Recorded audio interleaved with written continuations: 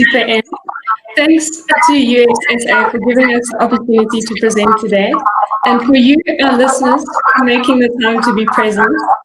We have just completed an exciting 2-year design thinking mentorship program with learners in Orange Farm, and we would like to share our journey of challenges, joys, and our successes with you. So sit back and enjoy. So in 2016, I actually had a vision of teaching design thinking to students in school.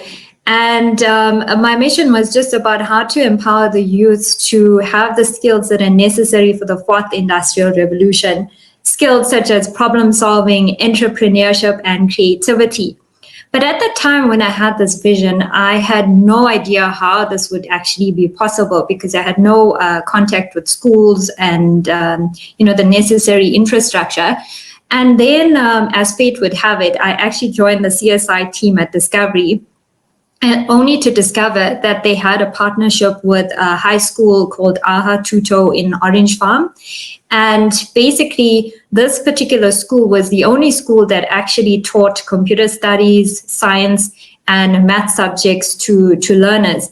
And then I thought this would be the perfect opportunity to actually leverage off this idea of teaching design thinking to kids.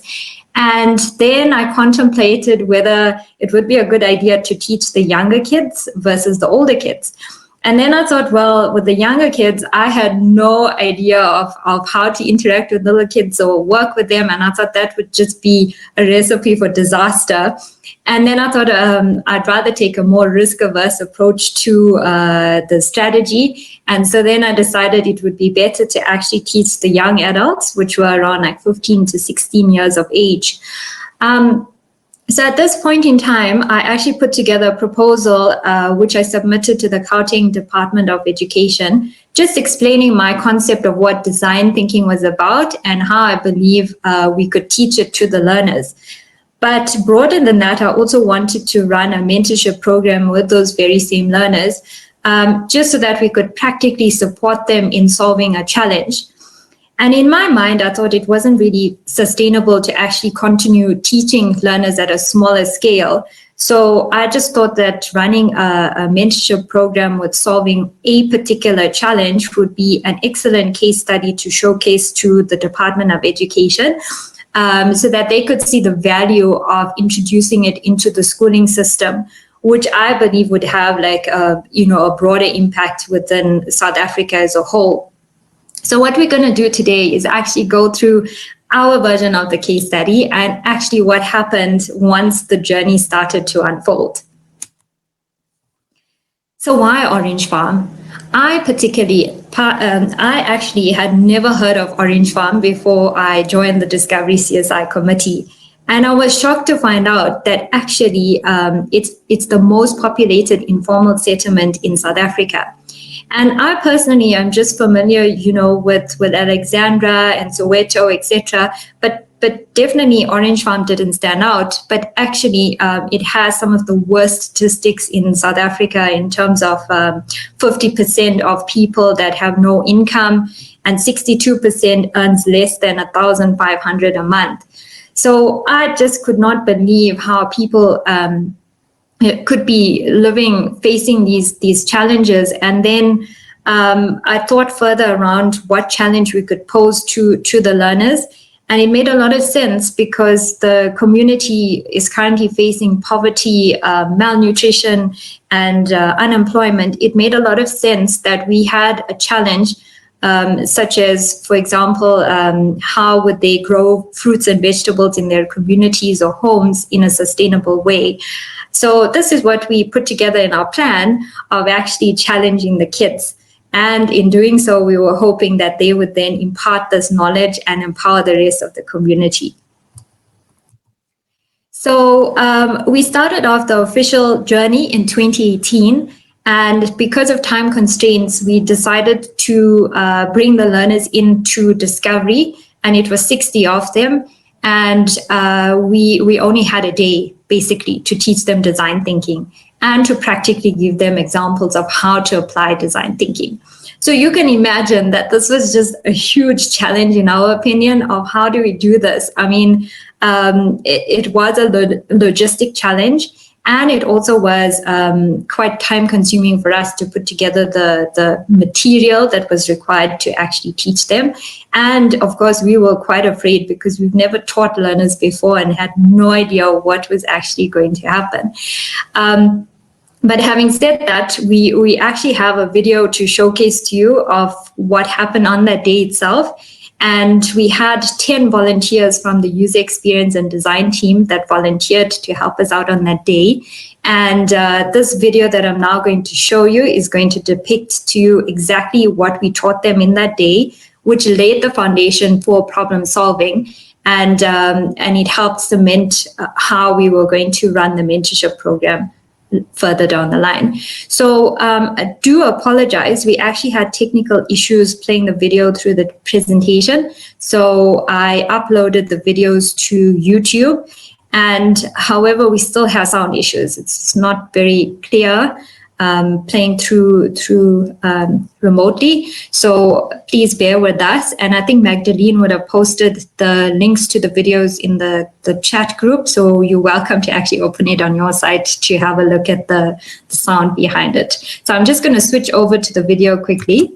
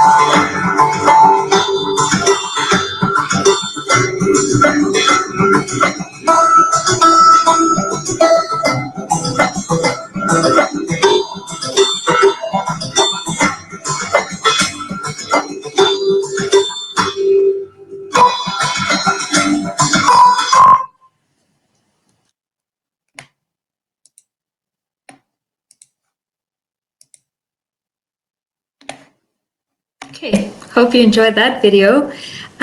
So in 2018, when we brought the learners in, our very last statement to them was to pose the challenge of growing fruits and vegetables in their communities. But we were quite naive in the sense of we gave them the challenge, but we didn't actually have a look at whether they had data or cell phones, number one, to communicate with us. And so we had various questions that we still needed to answer and to also give that to the learners. So the plan was to actually bring the learners back to Discovery so that they could then meet their mentors. And because of various logistical challenges, for example, the school terms and exams and all of that stuff, we actually only ended up meeting with the kids a year later. And because a year had passed when we brought the kids back to Discovery, of course, they had no recollection whatsoever of what we had taught them the year before. And and even worse, we gave them handouts on research and design, and they actually had no recollection of us even having given them any material. So we basically started off from scratch again. And but there was just one learner that really stood out, and he said, well, I understand design thinking and I can tell you how I applied it within my community after I left the session. So I thought to myself, even though we taught 60 learners, there was one that really got what we said on that day. So we asked him to come forward to talk about, well, what did he understand design thinking to be? So he said that he actually designed a self-watering plant holder that was made out of recyclables. And then he said he iterated on the design a number of times. So he made amendments to it, he tested it out, and then he prototyped again, and he kept doing this until he finally refined that particular idea. So we felt quite excited that at least he understood the concept of prototyping. And so, as I mentioned, in 2019, we brought all of them back to Discovery for a day. And again, because of the time constraints, all we had time to do was just to recap the design thinking process. And we had 7 volunteers from the UX and design team that came forward to be mentors for the challenge for the next couple of months. And so what we did is we assigned every team to have one mentor. And the learners actually didn't know that as they were walking through the door, we just allocated them to sit at tables randomly. And then it was their fate, we then surprised them with saying, well, that's now your group for the next couple of months. So our strategy was actually thinking that it's maybe better that they weren't sitting with their friends, and it kind of exposed them to a real world scenario. If in the work environment, you're not necessarily working with your friends, but it is a bit of a challenge to actually work with new individuals and just see how well you actually work together. So the day itself was quite a success because it helped us build a relationship of the mentor to the mentees on the day itself. And we had Q&A sessions of where they felt open enough to talk about what they didn't understand.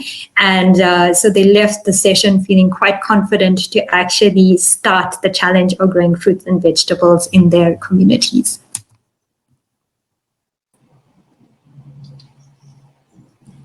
So although you give sort of challenges, the only way they'll start is if they have motivation. So Ash had this brilliant idea to motivate the learners through a movie. And this movie was a true life story that highlighted design thinking. The movie was called The Boy Who Harnessed the Wind. And it's about a 13-year-old boy named William from Malawi who was thrown out of school because his family just couldn't afford the school fees. So what he did was he sneaked into a library and he learned everything that he possibly could and used this knowledge to save his village from a famine through building a windmill. So after the movie, through survey feedback, we realized that the movie really inspired everyone to make a difference. It even moved the teacher who came with the learners, and he mentioned that he felt he wasn't even doing enough for his community. So just in case you didn't get the title of the movie, it's on the slide, and it's The Boy Who Harnessed the Wind. You can also find it on Netflix. So for those of us who've been best friends with Netflix during lockdown, here's a nice movie suggestion for you. So the objective for watching the movie, for everyone who was watching, it was to say that even if you have nothing, you can still solve problems and find solutions to problems without any money. Like, solutions can be found without having to throw money at it. So even though everyone was left highly motivated and ready to change the world, reality set in and there were challenges. So most of the learners went straight into solutions, and we constantly had to pull them back on track. A good example of this is a picture. The picture that's on the slide is a picture of the food resilience unit in Orange Farm. If you aren't familiar with what this is, a food resilience unit is a program used to give farmers who are starting out small pieces of land. So one of the learners went straight to this program and spoke to one of the people in this unit, and he organized a piece of land for the group within like a week, and he was off to win the competition. So as you can imagine, as mentors, this greatly disturbed us, because we realized that even though we had given them practical exercises and spoke to them like twice in person about the design thinking process, we realized that they did not actually understand what it entails. So this further highlighted our communicational challenges. It was really difficult to connect with every single learner as much as we wanted to, and making sure each one understands fully through like the WhatsApp groups. There were also some mentees who did not own WhatsApp-capable devices. And for those who did have WhatsApp, there were also data issues which heavily affected the WhatsApp participation. On top of that, there were also time management issues for both mentees and mentors. So mentors had trouble managing time with the mentorship program and having a full-time job. And the mentees were in matric, making time management a real issue. I mean, how do you balance studying for arguably the most important exams of your life and participating in a competition? So this question, of course, had an effect on the mentees having motivation enough to work towards winning the competition. The mentees, they really drew inspiration from us. So it kind of led most of them to request more in-person interactions from us. And from that, I mean, that's also very challenging, because there are 7 people in one department, and leaving the office during working hours to meet up with the learners during school time would be kind of problematic. Outside of that, groups had issues meeting up because they weren't all in the same classes. As Ashnee mentioned earlier, the groups were randomly assigned. And with that, conflicts, of course, would happen between team members, and it would often make appearances during the program. Also, all of these challenges would naturally filter out many people.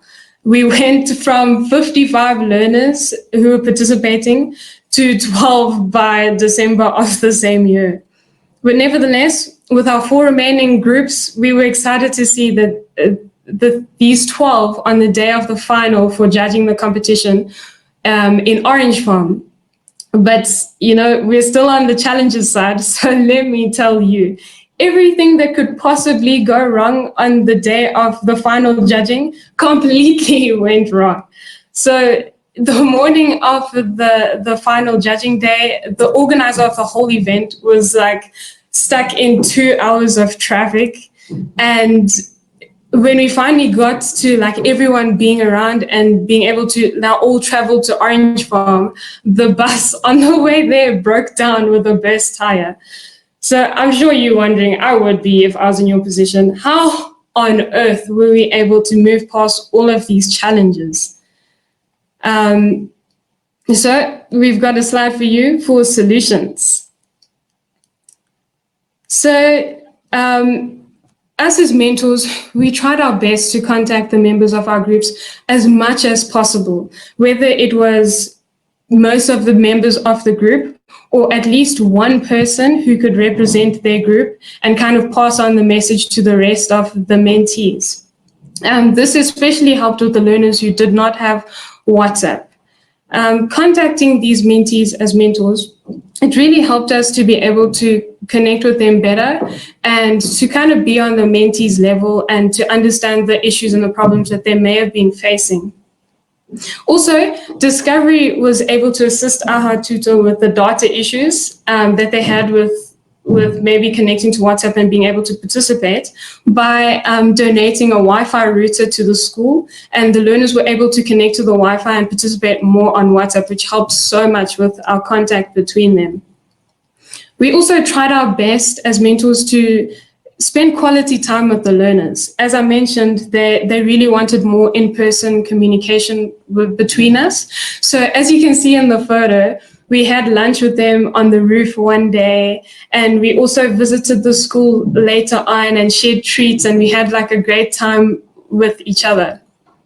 Outside of seeing them in person, the mentors also sent them many design thinking documentations, and it really helped them to be able to slow down their processes and like start to understand exactly what it is that they need to do to be able to properly participate in design thinking. So the groups themselves, the learners, they also found solutions to their own problems, which was amazing to see. So some of the groups sourced seeds. As Ash mentioned before, we did not provide any money or seeds to them to start these projects, but many of them actually sourced seeds from people who may have had gardens in the community, or they even found donations in the community to go and buy seeds, which was amazing to see. And that's how they were able to start their projects. And also, they found a solution for not having time to be able to study in matric. They just got some family members and people who have experience with the garden work to help out with their gardens, which was amazing. We found them solving their own problems through design thinking. So I'm sure you'd really like to see how the final day worked out. And luckily, we put together a video for you to see exactly what went down on the day of final judging.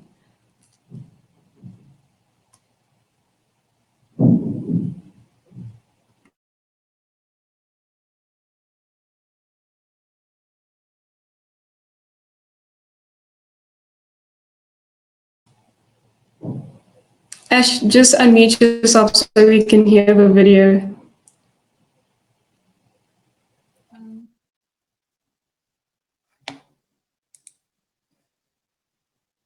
Sorry, am I mute?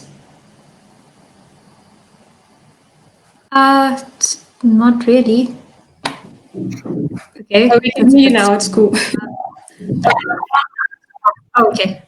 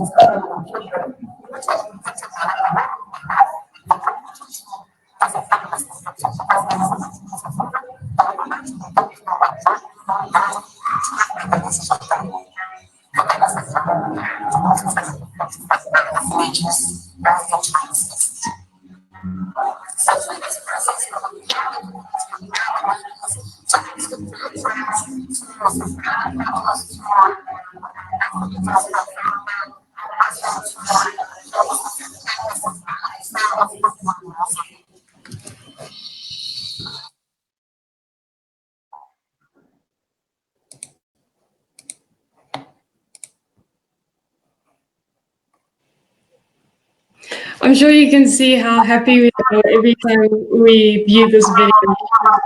It's almost like throughout the program, we just had everyone be able to like go through challenges and find solutions, and then to see it on the final day was absolutely incredible.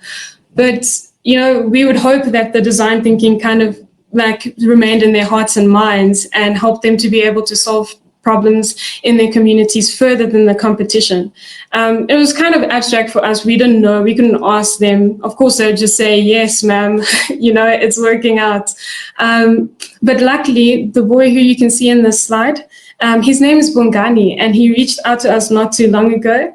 And he mentioned that he was really moved by the design thinking program, and he would like to make his own app, a job portal app, through design thinking, and he would like our assistance. And this is how we're going to be helping the community from 2020 and beyond, through Bongani, who's making this app to solve a problem in his community. He feels like many of his friends don't have jobs at the moment and they're really struggling to find them. So he would like to help skilled and unskilled people to be able to find jobs through his app. So we'll be helping him with design thinking and technology and app building through this program and mentoring him. So we're totally excited for that.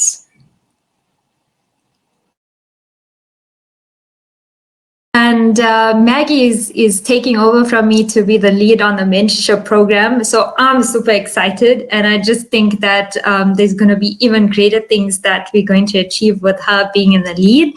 And all the best to Maggie.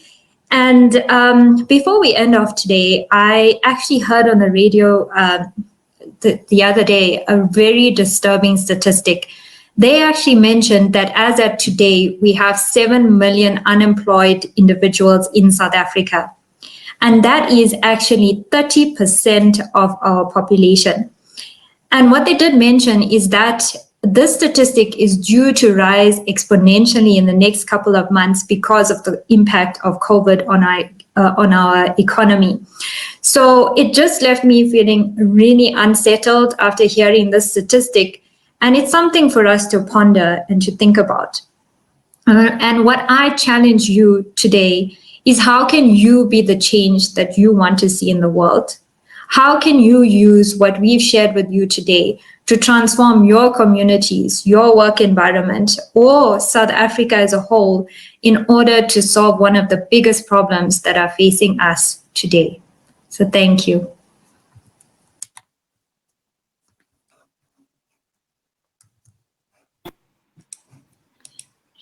Thank you. If you could just switch off your slide share and then I could just add Iggy on here. Oh, there we go. Brilliant. So I just have one question quickly, and I don't know if anyone's asked them. There's some more questions popping up now. But what was the name of the app the boy is working on? Has he got a name yet? Or?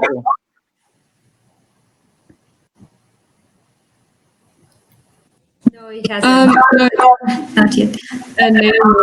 We just pretty much started the process, and he's like doing research and everything like that. So yeah, we're very excited, but he doesn't have a name yet. He's more excited on like the functionality and the research and everything before he gets. So he's just at the empathy phase, and we just again had to pull him back into because he was jumping ahead into solution mode as to how he's going to design the app, and then we had to bring him back to reality. Have you started with empathy? Have you met with your target audience? Do you understand who you're designing the app for?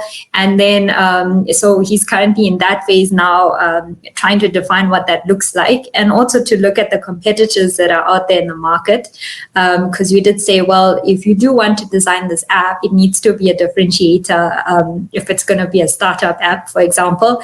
So we're just guiding him and supporting him in that process of actually thinking about the concept that he's designing. Okay, brilliant. Thank you. Okay, so we've got another question here. Top candidates, what qualities, characteristics, attitude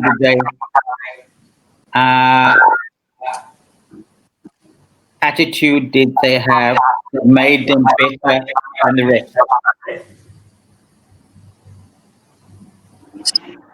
Sorry, I'm not clear in understanding the question. It says here the top candidates. Yes. So what qualities, characteristics, attitudes did they have that made them better than the rest?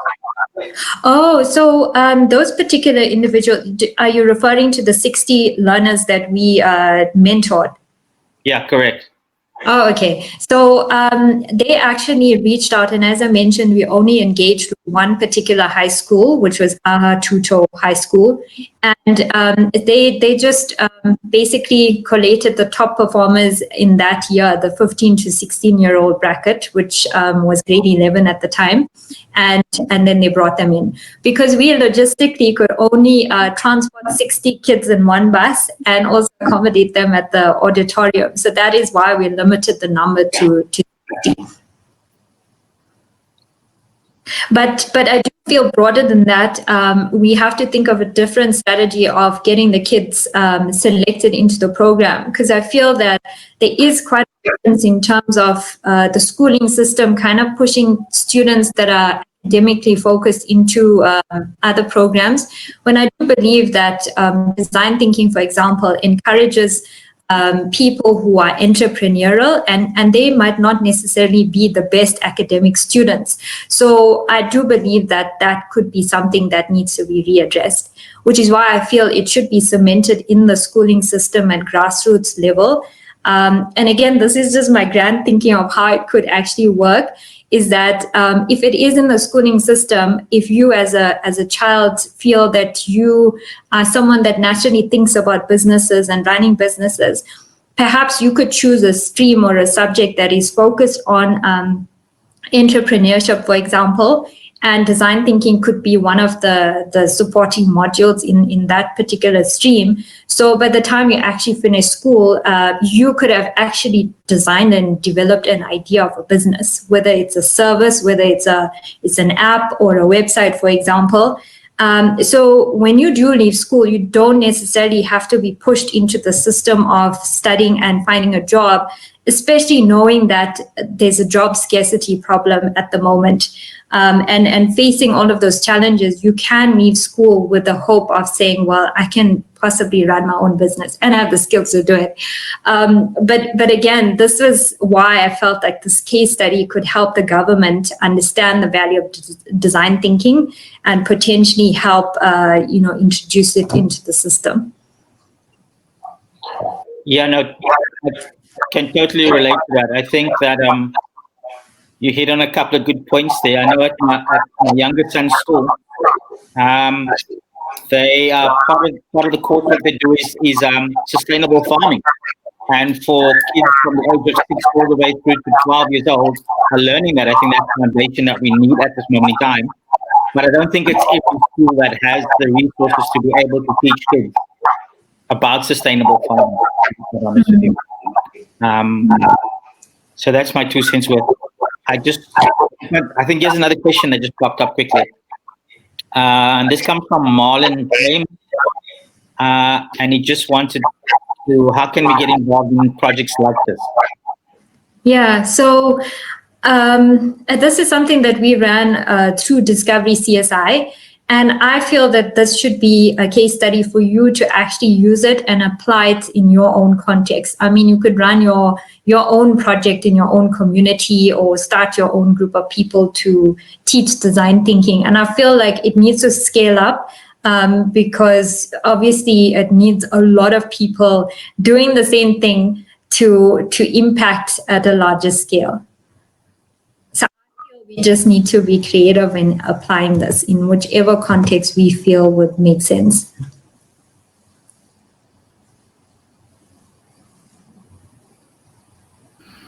We've got one more question. What will you do differently in the new program for 2020? And that's from Sabine. Oh, Maggie. It's from Sabine. Yeah, no, well, Maggie's taking over from me. So, like, Okay. Maggie can now talk about all the things she didn't like.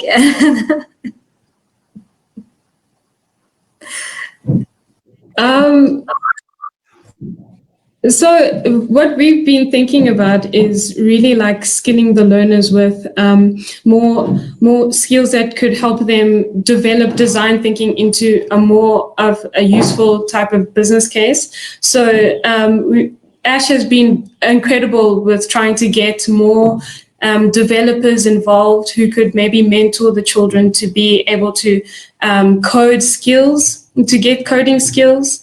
And we also really want to get entrepreneurship done so they can be able to have like business cases and have viable design thinking projects that could actually get them money and their community money. So also like definitely spending more time with the learners. We'd really like to do that. No, we don't really know how we're going to do that yet, but it's definitely a plan to spend more time with them, because that was like the top complaint, as we mentioned before, in the challenges and solutions.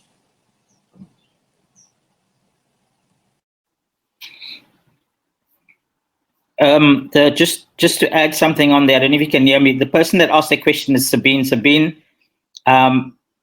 is a very interesting person in the sense that she's actually logged in from Berlin, and I know there's quite a few people from Germany on as well. And Sabine normally drives from Germany all the way through to Africa, down to South Africa. Oh, well, she did it once, and I think a truck is parked here in Cape Town somewhere. So Sabine is a good person to know, especially when it comes to community work and what's happening in the rest of Africa. So maybe you guys can connect and see if there's any synergy of what Germany can bring to South Africa and vice versa, really. Amazing. That's amazing. Thank you. Definitely. Super. Iggs, you want to take over, Claire? Yeah, I mean, if there aren't any more questions, thank you so much for that presentation.